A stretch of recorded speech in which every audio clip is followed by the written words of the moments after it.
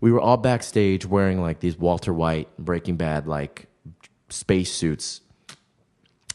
And she walked by in the hallway and stopped and looked at all of us. Meanwhile, we're all just trying to do our best, like, oh, I'm cool. It's just Rihanna. I'm cool. I'm not going to faint. I'm fine. But we were all just like nervous and like, kind of, when you look down at the floor and you kind of look back up and you're like, oh, my God. And she was like, y'all look fucking sexy. And then kept walking.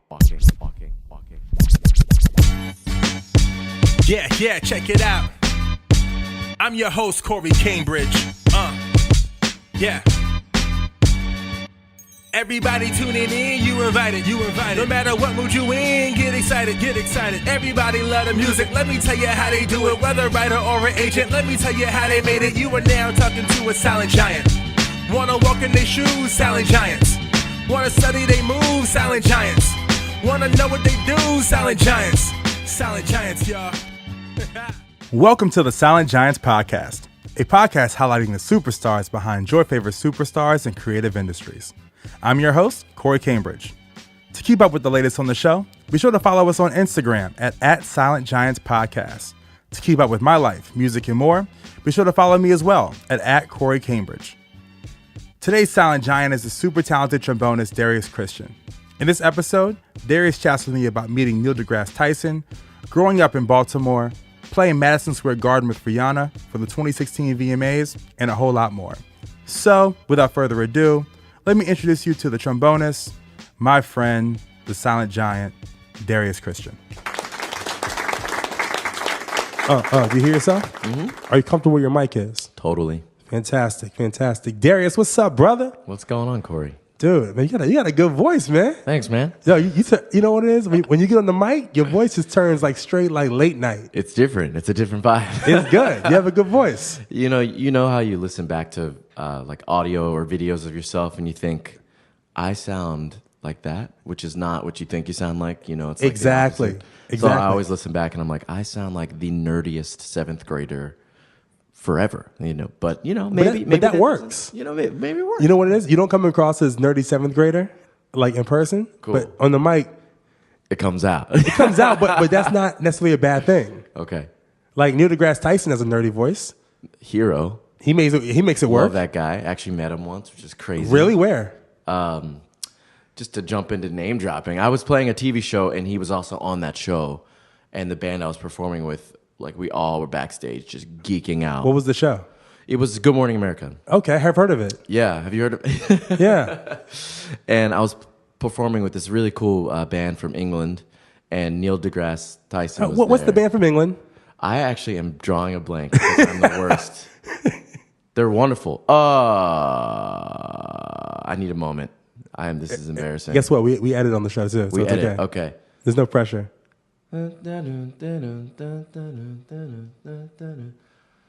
Yeah. So Bastille was the band I was performing with. Good Morning America. It took a second. They're amazing guys. They're really sweet. And backstage, Neil deGrasse Tyson was backstage, and he was talking about gravity, and he like took his shoe off, and he was like, "Here's the thing about gravity. This is the most amazing thing you could ever imagine." And literally he's the actually whole just band talking about gravity. He dropped his shoe and a pencil at the same time, and was like freaking out about gravity. Meanwhile, like people were like, "Okay, yeah, but you have to go on set right now," and he's like, "Oh, okay, fine." Like he was so amped. That's so. The thing I would want to talk to him about something like smoking weed. Oh yeah. I want to talk to him about like hollering at chicks. Yeah, totally. Like I want to take him out of his realm of science. Right. But I feel like he just like goes back to his comfort zone. He'd be like, "Here's the thing about chicks. It's scientifically proven that gravity is pheromones and astrophysics of the female anatomy." Exactly. Blah blah blah blah. He's probably a player. I can see him being. Dude, he's underground pimping. Totally, doc. I mean, first of all, being on TV gives you a little bit of ooh-ah factor. Right. You know what I mean? And something about like podcasting, okay, like is that like a face recognition thing? Right. It's just your voice. Right. It's almost like being in the NFL. Mm-hmm. Like you don't know the players' faces 9 times out of 10. If they go to the club, I don't know who. Like Giant? Oh my God. Yeah. You just know they're big, but you don't know their name 9 times out of 10, unless they're a superstar. Mm-hmm. Kind of how podcasting works. Mm-hmm. But TV puts you in that like, man, you're you're like a rapper. Even Bill Nye, man. I've been out playing gigs, and Bill Nye has been around. Like, I used to play in jazz orchestras like 3 or 4 years ago. You run in like a science crowd. It's fun. Yeah, it's definitely a science club. And I remember one night playing in this jazz orchestra doing like Duke Ellington and Count Basie and like Lindy Hoppers, like all around, like vintage era, like outfits. I look up, Bill Nye, the fucking science guy, is like twirling people around, flipping them over his shoulders, crushing the game. No joke. Bill Nye. Don't sleep on Bill Nye. No, I'm not sleeping on him, dog. I'm telling you. Yo, these guys are the rock stars of science. They're rock stars of science. They're rock stars, dog. It's not even a joke. Think about the type of caliber women they're getting, though. Yeah. Like, yo, they're getting that, like, Kim Kardashian look, but, like, Harvard degree. Totally. Like, just well-rounded. Future ex-wife. You know what I mean? Like, yeah. Yeah. So how have you weathered in the city so far, just in general? As a human? As a human. Not as a player, just as a human. Human. Man, you know, I moved here from Baltimore. Okay. Baltimore County, suburban, raised human. What was it like in Baltimore? Baltimore is a very, it's a black and white city. There are clear boundaries.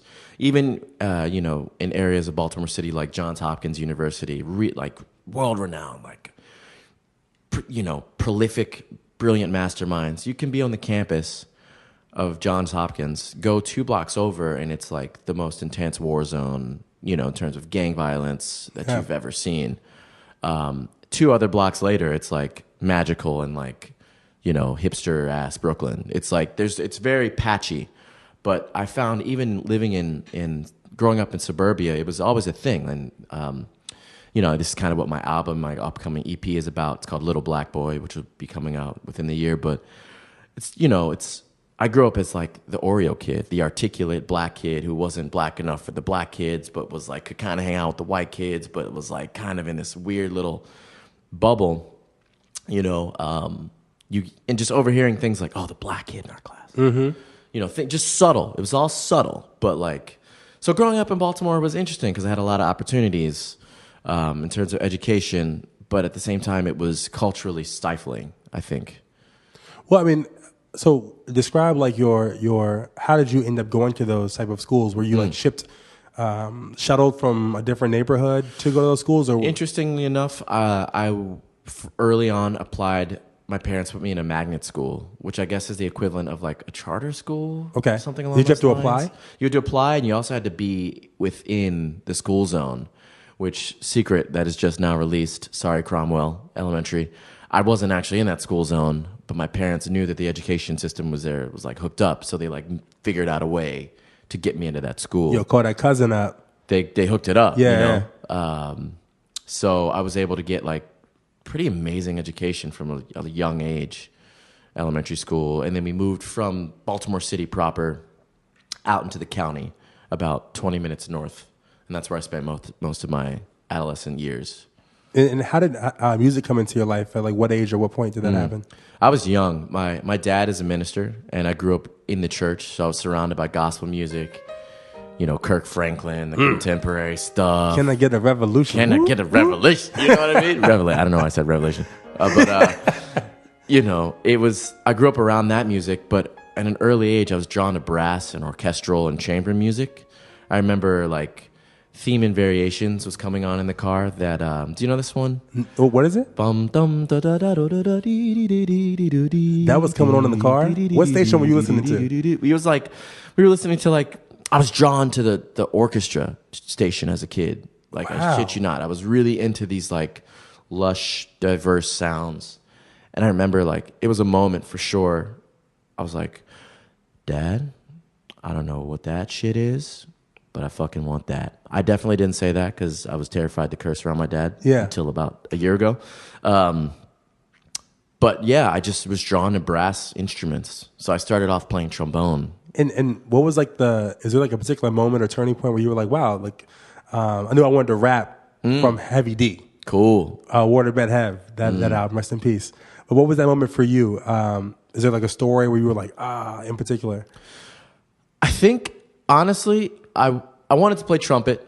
My teacher kind of looked at me like, oh, you little black boy with your big ass lips. Let's give you trombone because your lips are a little bit bigger. And what age is this? This was fifth grade, fourth or fifth grade. So I guess I was 10 or 11. Okay.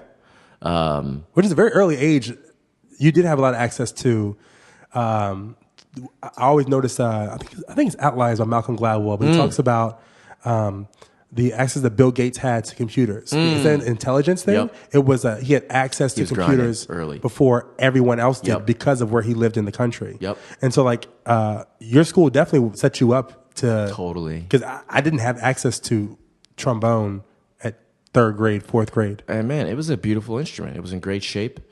And you know, my parents were in a situation financially where they could afford to, you know, buy an instrument for me, and that's a huge blessing. Like to just have that alone. You know, we did like a rent to own option, and I promised my dad, I was like, if you get this instrument for me, I will never put it down. And to this day, weirdly enough, I haven't. Wow. So yeah, I feel super grateful to have, you know, grow up in a sort of black middle class privilege, you know, situation where my parents, when they're growing up, they were, you know, poverty. My mom was one of 6 kids, inner city Baltimore, no dad around, you know, grinding. The Wire. The Wire, straight up. When I think of Baltimore, I just in think the 60s, of The Wire. like yeah. And so, so how did you get? Tell me the story of getting introduced to the trombone. It was a matter of, honestly, like I really had trumpet envy.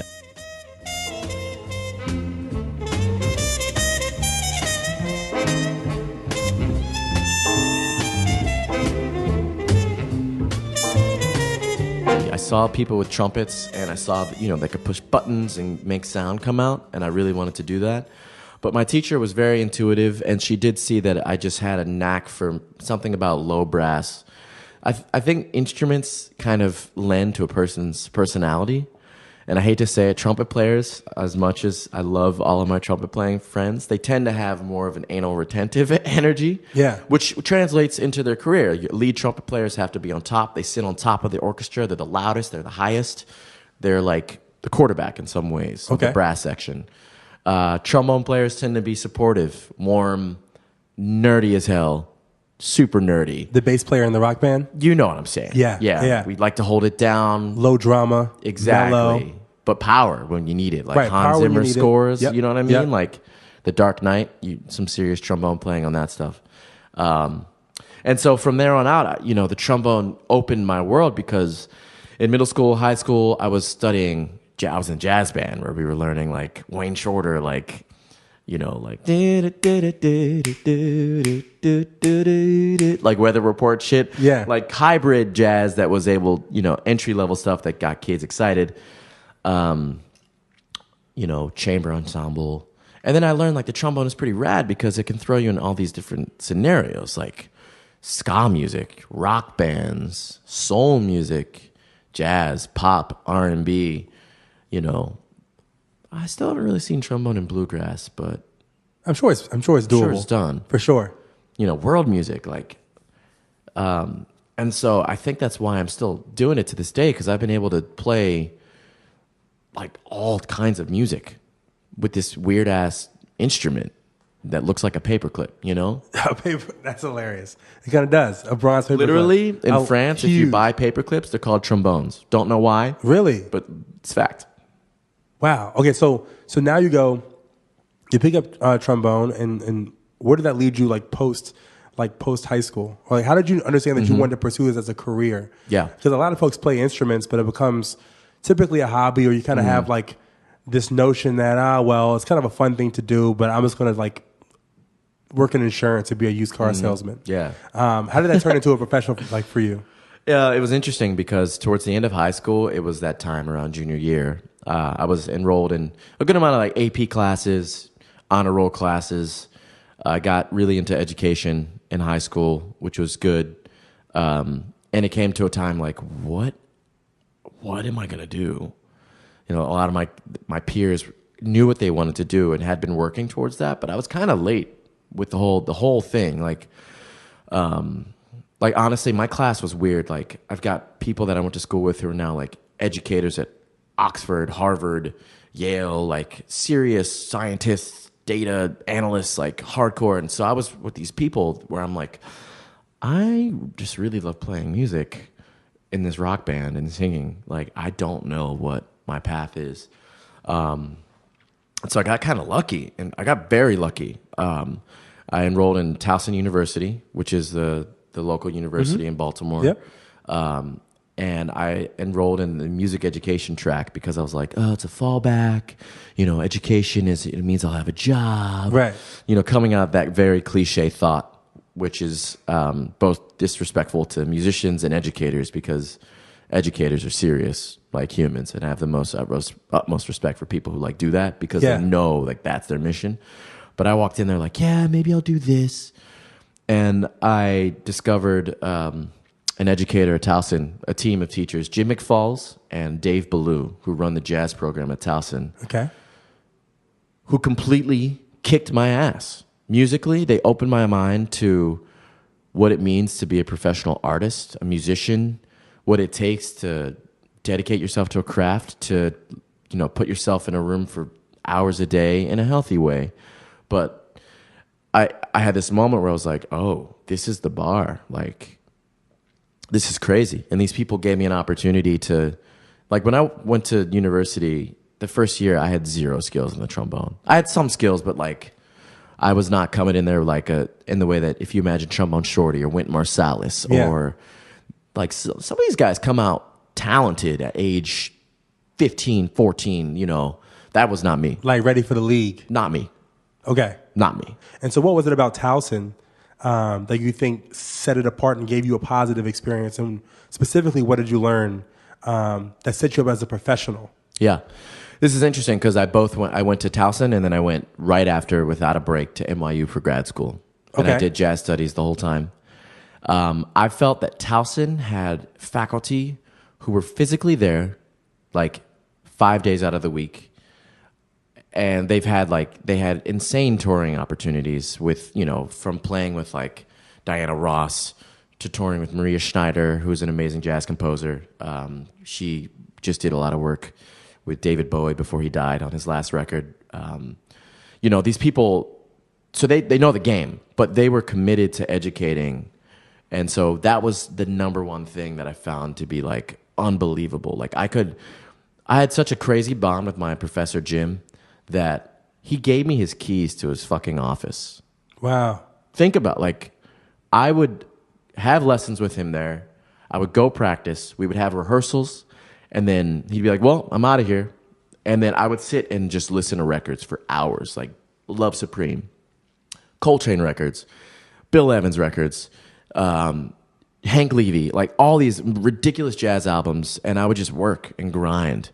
And the fact that this teacher put trust in me, you know, and kicked my ass. Like, I'm talking about, like, he came from a military background. So he was in one of he was in the Jazz Ambassadors, which is the Washington, D.C. home base jazz ensemble. Okay. So they would do events for presidential things, concerts around the country.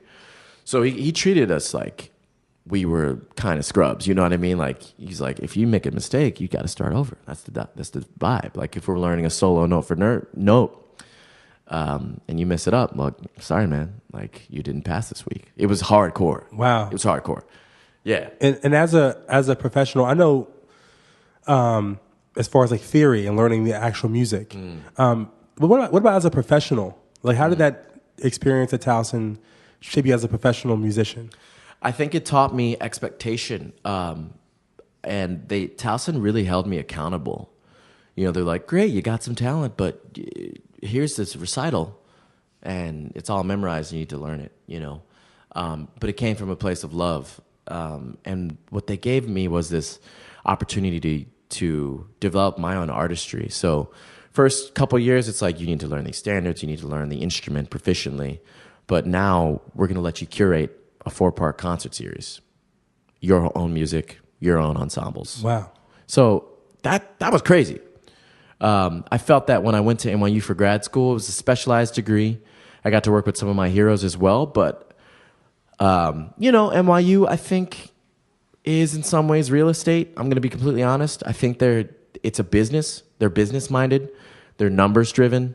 I didn't feel top down that NYU was invested in each individual as much as I felt as that homegrown Towson program. Right. I got a lot out of NYU. I'm so thankful I went there in the end, even though I'm upset to say that because I was frustrated when I was there. Yeah. I felt like some of the leaders there were just looking out for themselves in the sense of like using musicians on their gigs and like not paying them. It was a weird little system, but I'm thankful I did it. You know? Right. And also it set you up in New York. Did you always want to be in New York?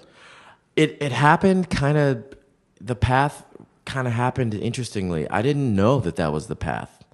A lot of my musicians in Baltimore, they're very creative on the improvising scene. And there was this Baltimore exodus of musicians, like 10 of us moved up. Okay. We all lived in a house together. Our first apartment was in Bushwick at formerly one of the Latin Kings headquarters. Like it was a fucked up house. We had like jawbones in the backyard and bullet casings. It was rough, like living out in Bushwick. And it was like 10 of you guys from Towson. It was 4 of us in a house, a duplex. All from Towson? All from Towson, all from Baltimore. And were they going to school here? Or we all went to masters together. We did the program together. Wow, man, like band of brothers. It was totally, yeah. And we're still really close to this day, and we were all building our own separate brands.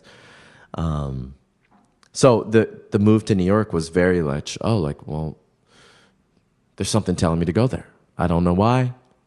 I want to get this degree. I want to meet and work with my heroes, which were Alan Ferber, Stefan Harris. They were teaching it at NYU at the time, and it just kind of it fell into place. Now, were you getting gigs in Baltimore, up in New York? Or it was just a kind of a cold call, like, yo? It was a cold call. I was working by the time I left Baltimore, like I said, my teacher, I have endless love and respect for him. If he couldn't make a gig, he was throwing me in, like as like an 18-year-old, 19-year-old kid, like totally green. Like I was doing orchestra gigs with the Harrisburg Symphony, like next to my teacher. And that was like a moment where I was like, this is crazy. Like I'm so thankful for this moment to like be, this is my teacher and we're on the same like symphony pops gig right now? What is happening?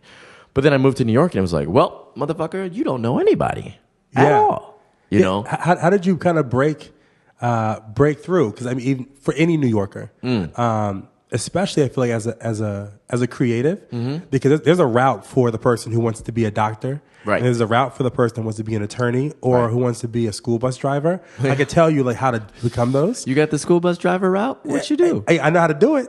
What's the route? Now I've never done it, but I could Google it. You know what I mean? So like, I'm always intrigued. One thing I love about the podcast the most is hearing people's story of how you kind of break in. Yeah. Because it's no rhyme or reason or not at all science to it. Yeah. So how did you kind of crack the code and kind of break into the industry here in New York? So grad school helped because it was 2 years of time in the city. And what I made a point to do the work in school, but get out of school.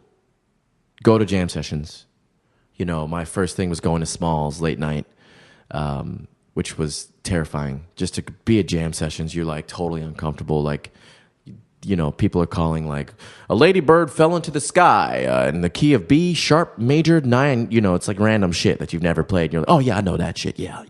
But you want these opportunities to just meet people. So you sit in and you sound terrible, and then you go home and you regret your decisions, and then you go back and then you keep meeting more people. So it was a mixture of just like going to jam sessions, and it was a mixture of my connections from Baltimore. A couple friends got in touch with a wedding band company, and there I met people that I still play with today, like 4 years ago. Okay. So doing private events, I had an opportunity to get out there and work, you know, playing covers, playing bar mitzvahs, playing bat mitzvahs, doing the grind on the weekends. It built my chops up, and, you know, behind the scenes, like, I realized all these people that I admire, these musicians who have their own projects, we're out here working. I just work with this company that hired Aerosmith to play a wedding. Like, if you know Aerosmith is out here doing cocktail hours, we're all driving. Now, the ratio of the paycheck is quite different. You know, it's different, but we're grinding. Bruno Mars does private events. Yeah, Justin absolutely. Timberlake does, you know, so. Couple zeros behind it. Different zeros. Give me like 3 of those zeros, homie. I'm down. I'll take like 3 of the zeros. And then, did you find getting work here easy? You know, how would you describe kind of the jazz scene? And you know, I'm not a jazz artist, so it's kind of a world that I'm not really used to. So how do you find the jazz scene in New York? I feel like I'm a complicated jazz dropout. Explain that. There's so much elitist bullshit associated with getting a jazz degree, especially in New York City, that I'm so happy to discuss. Jazz is an art form that is unique to America, and it's one of the most powerful mediums that to this day has been sampled in hip-hop, R&B, gospel music, you name it. It's amazing. It's a lifeline. Unfortunately, the way we teach it is, I wanted to say disgusting, but it can be really traumatic if you're like, hey, if you don't practice your instrument for 10 hours a day and develop a drug habit like John Coltrane did, then you ain't shit. Like, not to say that teachers were saying that, but there's a very scary elitist thing that happens. So, to answer your question, it was tough. It was very tough. Like, the jazz community is struggling in New York in some ways. I think it has a conflicted identity. Like, are we trying to play the music exactly like the record in 1958? Or are we trying to create something new? And there are people who do both of those things extremely well, who I respect. But for me, coming out of school, I realized my identity wasn't that. I wasn't, a jazz, like, young lion. Yeah. And honestly, like, coming out of school, grad school loan, I was walking dogs for like $8 an hour in the cold. My hands were freezing, literally picking up dog shit, playing jazz orchestra gigs for like $25 an hour. Not even an hour, $25 for 4-hour set. Wow, $25 for a 4-hour set. Yeah, we would do some like breaks, but like 4 hours of a gig, you're wearing a tux, $25. Wow. I did that for years, grinding. And eventually I was like, I can't do this. Like, this, I don't know what this means to me. And I had to sit back and like think like, well, what is it that I really want to be doing? And my mission here is to actually like sing songs and tell stories, use the trombone as a vehicle there. And it took some years, like some bouts of, post-school depression, sitting at home, smoking weed, too broke to eat, not exercising, not finding your own community that you identify with. These factors combined can mess you up in New York. So I had to go through a bit of a growth period. For sure. And sometimes you got to learn that it's a scary reality, but you're replaceable. Yeah. Nobody gives a shit.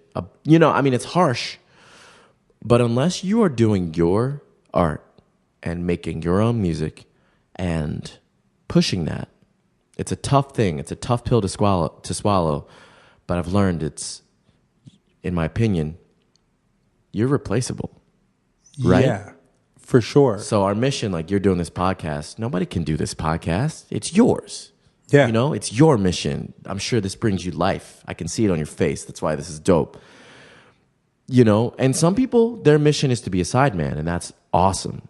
And that's what I've been doing, and I love doing that too. But I've learned, like, you got to be careful about your heart. If you're investing your heart in other people's projects, they say, "Ooh, I don't actually want to use trombone," which is their right. How do you feel? If that's your thing, you're like, "Oh, well, I thought we were friends, and this is, then it's like a thing." Right. It's a thing. It's a thing. It's also too, I think the hardest adjustment for me was to not take anything personally. Like, how did you get there? Man, you're the first person to ever ask me a question. Interesting. Honestly, just pain. Honestly, you just realize. Like, it's real, man.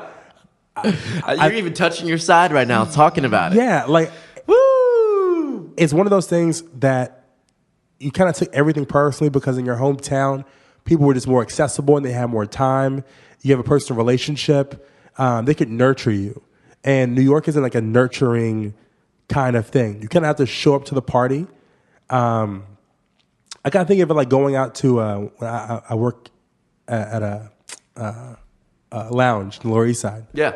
And some guys want to come in. Mm-hmm. They show up 3 deep to the lounge. Bottle service and all. They want a bottle or a table. Not even want a bottle. This is what I learned from New York. They want to come into the club, and they have no girls with them. Right. Their gear isn't that fresh. It's okay.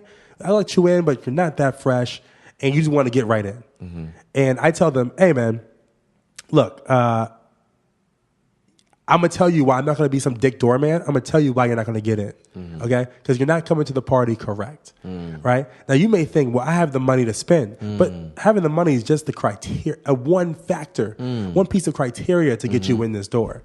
Now, look at your party. What are you bringing to the party? Because girls don't want to dance with you. You want to dance with the girls, right? And you're bringing no girls to the party, so I can't really help you. Your gear, not bad, but it's not fantastic. So you want to take from the party, but you're not giving back to the party. And I think that's what I learned from my experience in New York, is to learn to be not just taking from a situation, right, but how can I give to the situation? Because the person who can give to the situation, their phone will always ring, and the email will always get answered. Right. Oh, that is huge. And you realize quickly why so-and-so's not getting back to you.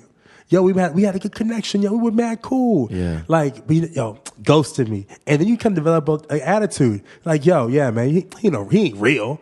You know what I'm saying? I had to learn, like, yo, you have to bring value to a situation. Yeah. And I call it a good sex relationship. Right. I'll say, I'm about good sex relationships. And New York has taught me that. Good sex is when I get off and my partner gets off. Right. Right? And if she gets off, that means she's going to constantly come back. When you see a guy talk about, yeah, man, I bagged this chick. Oh, I hate that shit so much. But you know what? If they do it, hey, man, if she's bad, tell me about it. Right. But then the next question is, did you hit it again? Right. Did you hit it again? Right. Because that means you really weren't good. You didn't consider it. Yeah, it's selfish pursuits. Yep. That's such a huge point. Because if you're a freelancer and you're always waiting for someone to call you, and an entitlement is such a dangerous thing. Yeah. That I've felt, and it's like I have to remove the ego. I have to constantly check myself. Like, to be completely candid, we're in a field where we're looking for people to listen to our music, but we have to be careful. Like, we're not doing this for fame. Like, some people are, but if we're, why are we doing this? You know what I mean? Right. It's a question we have to be honest with. Like, is our mission to just like, okay, cool, I'm on the gig, look at me, cool. Right. Or is it like, I actually want to move people. I want people to be crying up in the show, like, and then in the bathroom having sex with someone that they just met. Low key, those are kind of my goals. Like, I want people to feel, meet people, feel good, feel sexy, feel intelligent, articulate. The mission and giving, that's so huge. The giving, because if you're just taking, like, oh man, what's up with the gig? Are you paying? What's up with the money? Nobody wants to work with that. No one wants to work with that. That being said, you do have to take care of the business. But exactly. But I think just coming to the situation with, like, even if you're going to ask, like, hey man, when's the gig? When's the next gig? And like, where's the money at? If you come that way, you best come with like, well, cool. Well, look, offer something when you get there. Like, hey, cool. Well, I'll be there a little bit early to help set up for the show, to do sound check. Yo, I make sure, like, do something where people goes, yo, he's reliable. He's not just taking from me. When I get to the gig, and even though it's kind of hurt, even if you're annoying, if you just can give something and you stay to your word, you're going to get the phone call. And I think that's what New York teaches you. This is not everyone's looking for a good sex relationship. And your gift and your talent to, whether it's rapping or playing trombone or art direction, is easily replaceable. Easily. It's hilarious. I mean, it's like there's someone who does what you do 10 times better, and they're available. And they just moved to the city. Hungry. You know what I mean? It's not even a game. It's just actually fact. But I want to get into some of your big projects you've worked on. So, Sure. You were with the VMAs of Rihanna. Is this true? I did, yeah. Played at the 2016 VMAs. So wait, so how does that kind of happen? Like, who do you know that like sets you up with those types of gigs? Is there like an agent or a manager so or? There are some contractors in New York City, and you know, it's funny. Sometimes you do gigs that just don't pay money with your friends, their original music. You build really good relationships, and opportunities pop up.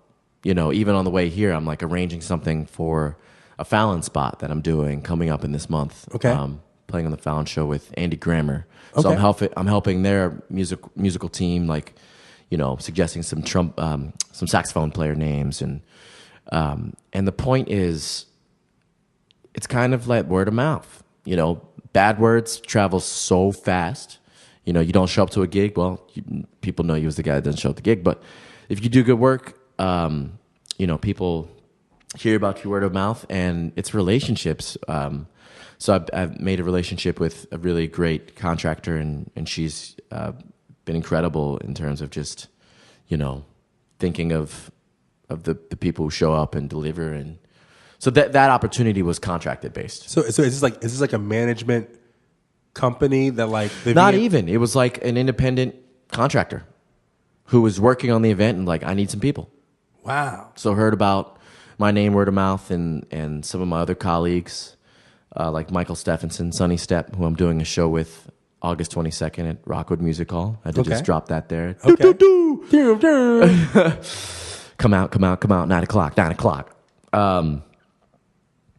So yeah, that's how that popped up. And what's the story behind that? What was the rehearsal process like? Was there rehearsal? Yeah, crazy. So the VMAs was at Madison Square Garden, but because it's Rihanna, they're like, we need a rehearsal venue. So they rented out the Izod Center, which is like, I think it's like the Prudential Center. It's a massive arena. Huge. They're like, yeah, we're just gonna rent this out for the day. So we had this whole arena, and we had our whole stage set, and we were just running the show, run it again, run the show. For how many hours? We were there for like 6 hours. It wasn't that long, 6 or 7 hours, and then we did the show the next day. Wow. The industry is crazy, man. So they rent out the Izod Center. Rent it out. And like, who's all in the Izod Center? Like, it's empty? It was Rihanna's team, straight up. That was it. Was she there? She was there, yeah. Wow. That was when we met her the first time, was during rehearsals. What was that like? We were all backstage wearing like these Walter White, Breaking Bad, like space suits. And she walked by in the hallway and stopped and looked at all of us. Meanwhile, we're all just trying to do our best, like, oh, I'm cool. It's just Rihanna. I'm cool. I'm not going to faint. I'm fine. But we were all just like nervous and like, you know, kind of, you know, when you look down at the floor and you kind of look back up and you're like, oh, oh my God. And she was like, y'all look fucking sexy. And then kept walking. And we all just kind of were like, oh shit. You know, like when, I don't know, any sort of scene where people are hyped, but like trying to do it quietly. That was the whole brass section, you know, like trying to not make a sound, but we were like, oh my God, did that just happen? Like what? And then we rehearsed, and literally she was the sweetest, soft-spoken, down-to-earth human. It was really, really refreshing, actually. Because how much time did you have between getting the gig and then the rehearsal and the show? I knew about the job for about 3 weeks, and I wasn't disclosed. They were like, this is a big thing. I can't tell you who it is, but this is big. And I was like, okay. They'll do it. I'm just going to trust in the universe. And they're like, yeah, this is with Rihanna. And I was just like, what? Damn. You know, that email popped up. So then from that point on, the rehearsal came up, and Whitney Houston's MD was also the MD, the musical director for this. So it was just like, whoa. Just crazy. And then we rehearsed, and then we played the VMAs, and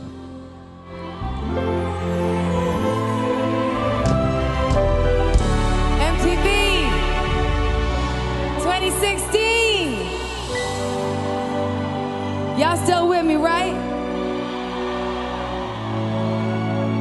We about to get down to this thing. Shine bright like a diamond. Rihanna got her award, and Drake was on the stage, and it was like, is this real? And then literally, this is what New York has taught me. No one gives a shit about what you do or who you are. I left that arena, Madison Square Garden. We tried to go to the after party. We couldn't get in.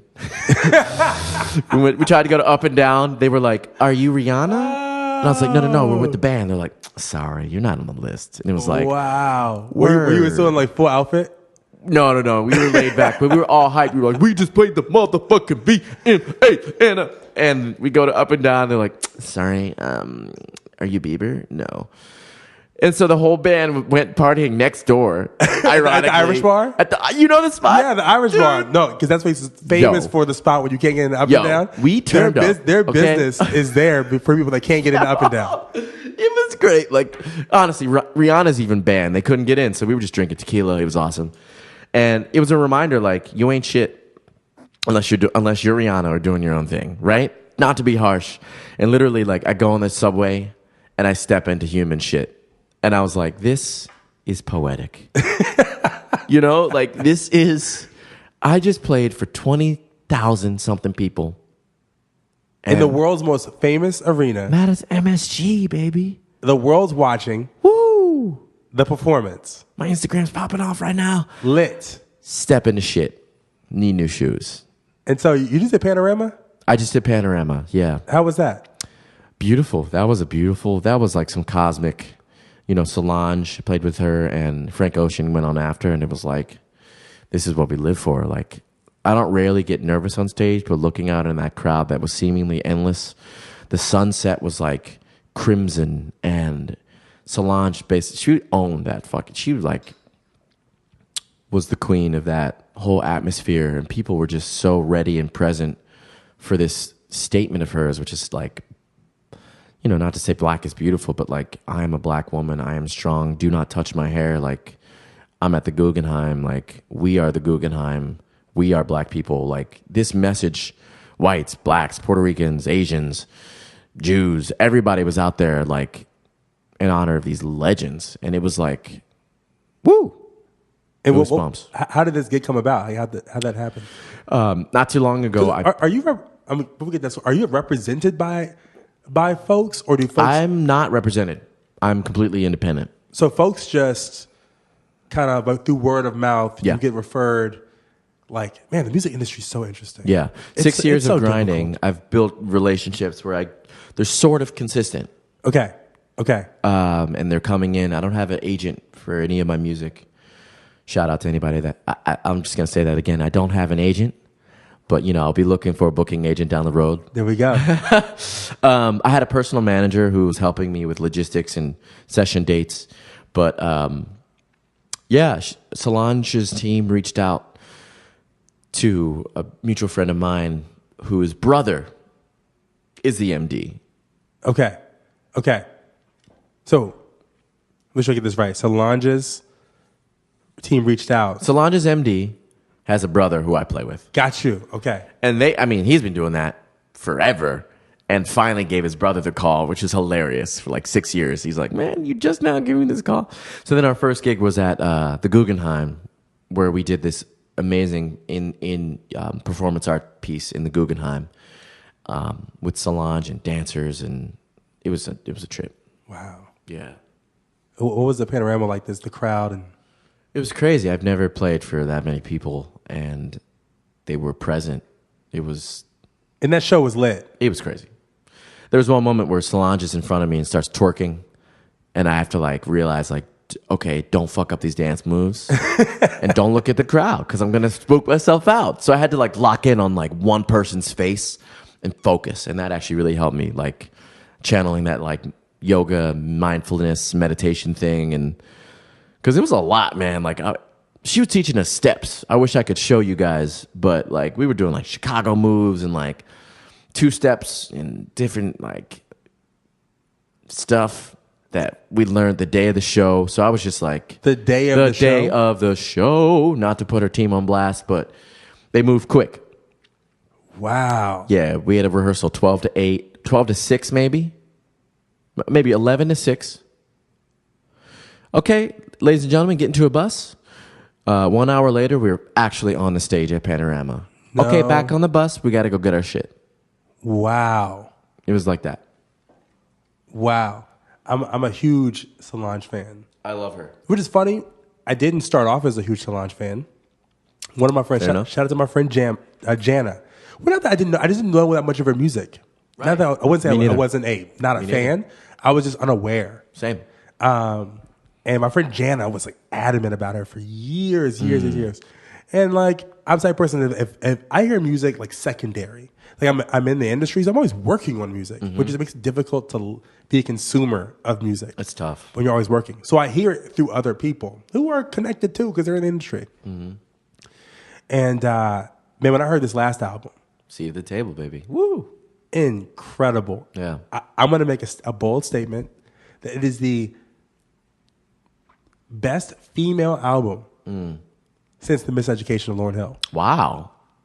That's huge. And you know what my criteria is? My criteria for this being the best female album since The Miseducation is the homie test.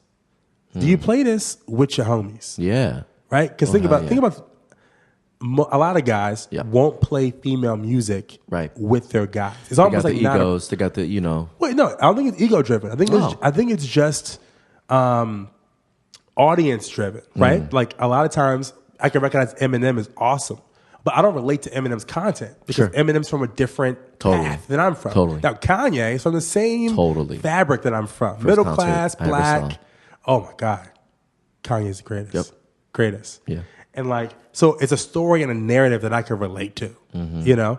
And I think with female artists, it's difficult for men to relate to it because obviously like it's about a guy. And if you're a straight guy, you're not going to really connect to it as much, even though I'm jamming to it at a party. But in my private listening, not so much. Right. But Solange has the ability on this album.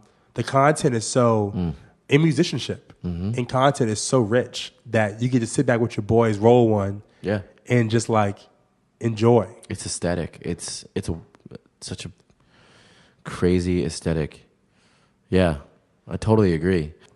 And so I want to, what advice do you have? What lessons have you learned? What advice do you have for instrumentalists who want to move to New York City that you wish you would kind of known before, or mistakes you've just made like along the way in general? My foremost advice for any artist moving to New York City would be to have your project and start making it. Have a clear vision of what you want to accomplish, or just have material. Create material. If that means you're doing it on your iPhone with GarageBand, which is actually pretty amazing, or you're using, you know, there's a cool app called Loopy where you can make loops on your phone. Just have a vision before you come here. If you can make a record somewhere else, do it. If you can, you know what I mean? Like, because what you'll find is it is jarringly difficult to pay rent, eat food, date, just be a human here in New York alone. You go ahead and add 3 times the cost of that for launching a band, for playing shows. Like the New York market is not for the faint of heart. It's not for the person who wants to launch. It's for the person that wants to come here and they've got it. They've got the idea. They may not have all the ingredients, but they've got, maybe you just have that burning passion. You know, I'll figure it out. Then cool. But I would just say, if you can come to New York, like I wish I had a clearer vision when I came here to some degree. But it's also the path. There's no one path. But my biggest advice is like, listen to your gut, create the best music that relates to you, and don't worry about these boxes. Don't compare yourself to other artists. Just make what is coming out of your soul and make it as best as you can. If you are trap happy and you like, you know, I really, for whatever reason, trap music brings me out of depression and it makes me want to save the world, then fucking do it, you know? Or if you're like, I want to do bluegrass, there's a scene in like Red Hook, you know, like, but just make it like, be a scholar about your shit. So like, for example, if you love Kimbra, Okay, well, why do I love Kimbra? Who produced those tracks? How did she produce those tracks? How many mics did she use? Let me check out those mics. Can I get those mics? Can I do this at home? Like, you got like scholarship. Yeah. You know, that's my best advice. Is just be scholarly. And what is you mentioned a good word about vision, and have a good vision of yourself and what you want to do and what you want to become. What's your vision for yourself? I want to use my music and get people through those tough spots and get people hyped on a wide platform. And so you said our service that we do this for. My service is my music. This awkward black boy, jazz meets everything. Like, we're here to celebrate life. We're here to encourage your neighbor that love is okay, regardless of what it looks like. That's my mission. Darius, man, awesome having you on the show, brother. Corey, this is rad. Great meeting you. Shout out to my girl, Olivia Castriota. What's her last name? Olivia Castrian. Oh, she's going to hate me. Oh, Lord. I know. Castriota. Castriota. Olivia, what's your last name? Yeah, I'm definitely going to put her in the credits. Olivia Castriota. Yeah, she's got music. She's got music videos out. She's got swag for days. She's a homie. Yeah, shout out to our girl, Olivia Castriota, for making this possible, man. You're my homie for life. Darius, thank you so much, man. Corey, thank you. You're that dude. Yes. Peace. Thank you so much to the silent giants behind this episode of the Silent Giants podcast. This episode has been mixed by Mark Byrd of MBM Studios, located in Astoria, Queens, NYC's #1 recording studio for music, podcasting, and other audio recordings. Be sure to follow them on Instagram at MBM Studios NYC. Also, the music for this episode has been brought to you by Obliv. Be sure to follow him as well on Instagram. I'm your host, Corey Cambridge, signing off till next time.